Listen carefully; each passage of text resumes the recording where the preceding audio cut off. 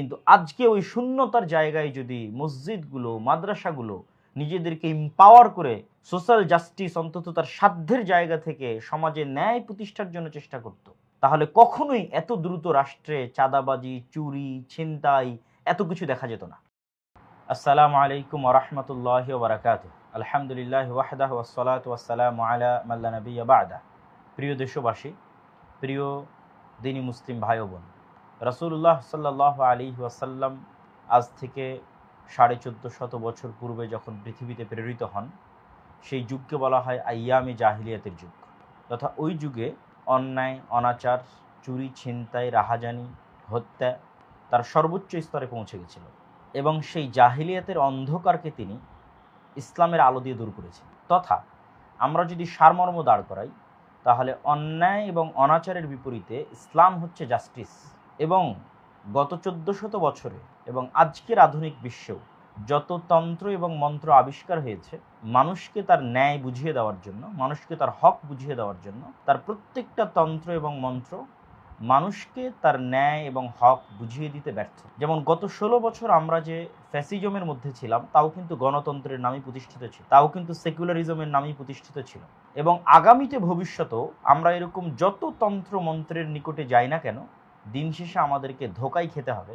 এবং ভবিষ্যতে আমরা এই বিষয়ে আরও বিস্তারিত আপনাদের সামনে তুলে ধরবো ইনশাআল্লাহ, যে এই সমস্ত তন্ত্র মন্ত্রগুলো কেন ইনজাস্টিস।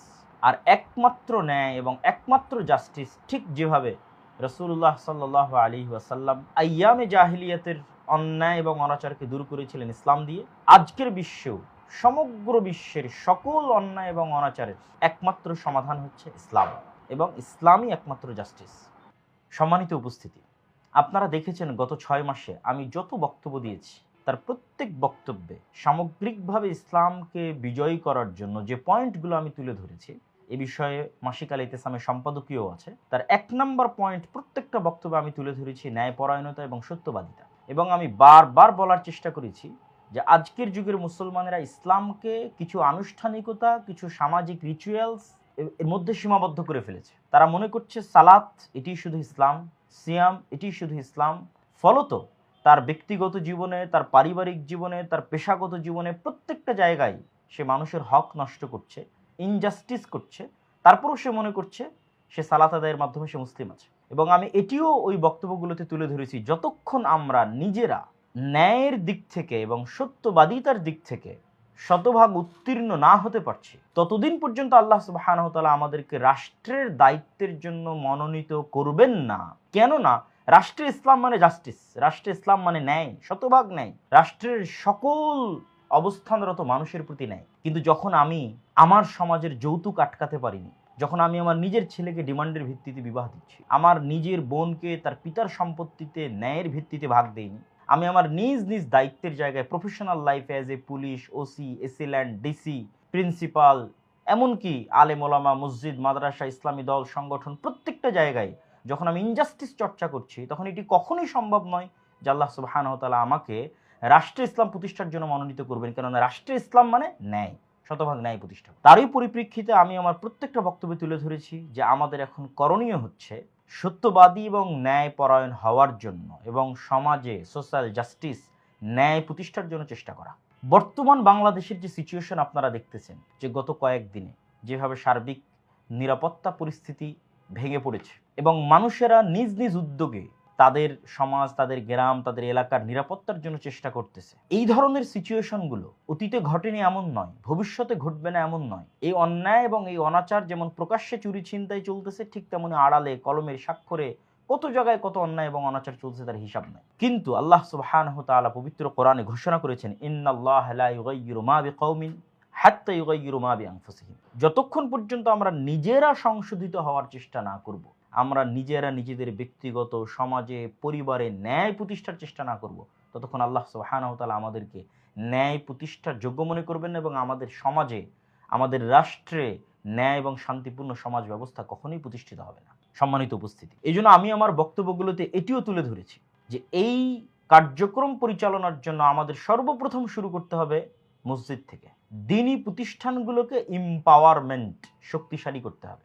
গত 16 বছর যে জগদ্দল পাথর আমাদের উপর চেপে বসেছিল, সেই জগদ্দল পাথরের কারণে একদম গ্রাম পর্যন্ত রাজনৈতিকভাবে সিন্ডিকেট মেনটেন হতো। কিন্তু আজকে ওই শূন্যতার জায়গায় যদি মসজিদগুলো, মাদ্রাসাগুলো নিজেদেরকে এম্পাওয়ার করে সোশ্যাল জাস্টিস অন্তত তার সাধ্যের জায়গা থেকে সমাজে ন্যায় প্রতিষ্ঠার জন্য চেষ্টা করত, তাহলে কখনোই এত দ্রুত রাষ্ট্রে চাঁদাবাজি, চুরি, ছিনতাই এত কিছু দেখা যেত না। আমি এমনও মসজিদ দেখেছি যে মসজিদ বাজারে অবস্থিত, বাজারের কেন্দ্রে অবস্থিত, অথচ ওই বাজারে চাঁদাবাজি হয়। কেন?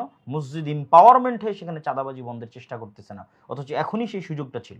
ভবিষ্যতে আবারও যখন কখনো এরকম স্থায়ী রাজনৈতিক দল ক্ষমতায় আসবে, তখন কিন্তু আপনারা ওই একই অন্যায়ের বেড়াজালে আবদ্ধ হবেন। ওই অন্যায়ের বেড়াজালে আবদ্ধ হওয়ার পূর্বেই মসজিদ, মাদ্রাসা থেকে শুরু করে স্কুল, কলেজ, ইউনিভার্সিটির ক্যাম্পাস থেকে শুরু করে যারা যেখানে একত্রিত হয়ে একটা টিম হয়ে নিজেদের সক্ষমতার মধ্যে অন্যায়ের বিরুদ্ধে আওয়াজ উঠাতে পারবেন, অন্যায়কে প্রতিহত করতে পারবেন এবং এই মুভমেন্টটাকে সামনের দিকে এগিয়ে নিয়ে যাবেন, আপনাদের জন্য সমগ্র রাষ্ট্রে আল্লাহ সুবহানাহু ওয়া তাআলার পক্ষ থেকে ন্যায় প্রতিষ্ঠার দরজা তত উন্মুক্ত হবে। আল্লাহ সুবহানাহু ওয়া তাআলা পবিত্র কোরআন মাজিদে স্পষ্টভাবে বহু আয়াতে বলেছেন এবং আমি আমার বহু বক্তব্যে তুলে ধরেছি, তারপর আজকে প্রাসঙ্গিকভাবে একটি আয়াত আপনাদের সামনে তুলে ধরি। আল্লাহ সুবহানাহু ওয়া তাআলা বলেন, ইয়া আইয়ুহাল্লাযীনা আমানু কুনু কাওয়ামিনা বিল কিসত শুহাদা লিল্লাহ, হে ইমানদারগণ, তোমরা ন্যায় প্রতিষ্ঠাকারী হও, আল্লাহর জন্য সাক্ষী স্বরূপ তথা আল্লাহর সন্তুষ্টির জন্য তোমরা ন্যায় প্রতিষ্ঠাকারী হও। ওয়ালাউ আলা আনফুসিকুম, যদিও এই ন্যায়ের কথা তোমাদের নিজেদের বিরুদ্ধে হয়, তোমাদের পিতামাতার বিরুদ্ধে হয়, তোমাদের আত্মীয় স্বজনের বিরুদ্ধে হয়, তবুও সেই ন্যায়ের কথা তোমরা বলো। যদিও ওই অত্যাচারিত ব্যক্তিটি গরিব হোক অথবা অত্যাচারী ব্যক্তিটি গরিব হোক, অথবা অত্যাচারিত ব্যক্তিটি ধনী হোক অথবা অত্যাচারী ব্যক্তি ধনী হোক, তোমরা এই আওয়াজ উঠাও। আল্লাহ সুবহানাহু ওয়া তাআলা কোরআন মাজিদের বহু আয়াতে ইন্নাল্লাহা ইয়া'মুরুকুম বিল আদলি ওয়াল ইহসান, আল্লাহ সুবহানাহু ওয়া তাআলা তোমাদের জন্য ন্যায় এবং ইহসানের জন্য আদেশ দিয়েছেন। আরো বহু আয়াত, অসংখ্য আয়াত আমার বক্তব্য তুলে ধরি। সম্মানিত উপস্থিতি, বর্তমান দেশে যে চলমান পরিস্থিতি, নিরাপত্তাহীনতা, চুরি, ছিনতাই, রাহাজানি, চাঁদাবাজি, যে সামাজিক যে অন্যায় এবং অনাচারগুলো ছড়িয়ে পড়ছে, আমি মনে করি তরুণ সমাজের এখনই মোক্ষম সময়, এখনই মোক্ষম সুযোগ যে তারা নিজেদেরকে, নিজেদের দাওয়াতি কার্যক্রমকে শুধু মসজিদের মধ্যে সীমাবদ্ধ না রেখে, শুধু সালাতের মধ্যে সীমাবদ্ধ না রেখে, রাসূল সাল্লাল্লাহু আলাইহি ওয়াসাল্লামের ওই আদেশ, মান রাআ মিনকুম মুনকারান ফালিয়ুগাইয়িরহু বিয়াদিহি, যে তোমাদের কোনো অপছন্দনীয় কাজ দেখবে সে যেন সাধ্য অনুযায়ী চেষ্টা করে সেটি প্রতিহত করার, সম্ভব হলে হাত দিয়ে, সম্ভব হলে মুখ দিয়ে, আর যদি কোনো মতেই সম্ভব না হয় তো অন্তর দিয়ে ঘৃণা করবে। তো আমি মনে করি যে আমরা দেশের যে বর্তমান অবস্থা, এই অবস্থায় ন্যায় প্রতিষ্ঠার জন্য, জাস্টিস প্রতিষ্ঠার জন্য আমরা মসজিদগুলোকে, দ্বীনি শিক্ষা প্রতিষ্ঠানগুলোকে এম্পাওয়ারমেন্ট করতে পারি এবং আমাদের নিজ নিজ জায়গা যারা এই ধরনের কমিউনিটি আছে, ইউনিভার্সিটি হোক, ক্যাম্পাস হোক, এলাকা হোক, যেখানেই হোক, আমরা এই কাজটা করতে পারি। এবং আলহামদুলিল্লাহ আমি নিজেও এই কাজের প্রতি আগ্রহী এবং সম্পৃক্ত হতে এবং এই কাজ যারা সামনের দিকে এগিয়ে নিয়ে যাবে তাদেরকে সার্বিকভাবে সহযোগিতা করতে। কেননা এখানে শুধু বাস্তবিক প্র্যাকটিক্যাল কাজ নয়, অনেক থিওরির ভিত্তিতে অনেক কাজ আছে। যে ডেমোক্রেসি কেন ইনজাস্টিস, তার উপর আমাদের আলাদা পড়াশোনার প্রয়োজন আছে।